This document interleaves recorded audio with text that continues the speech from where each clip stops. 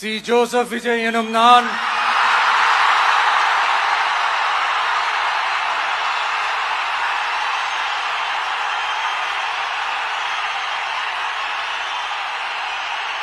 சட்டப்படி அமைக்கப்பெற்ற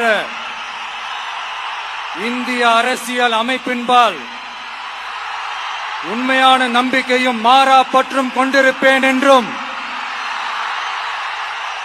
இந்திய நாட்டின் ஒப்பில்லாத முழு முதல் ஆட்சியையும் ஒருமையையும் நிலை நிறுத்துவேன் என்றும் தமிழ்நாட்டு அரசின் முதலமைச்சராக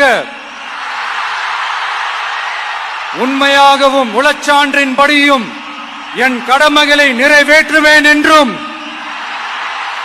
அரசியல் அமைப்பிற்கும் சட்டத்திற்கும் இணங்க அச்சமும் ஒருதலை சார்பும் இன்றி விருப்பு வெறுப்பை விலக்கி பலதரப்பட்ட மக்கள் அனைவருக்கும் நேர்மையானதை செய்வேன் என்றும் ஆண்டவன் மீது ஆணையிட்டு உறுதிமொழிகிறேன்.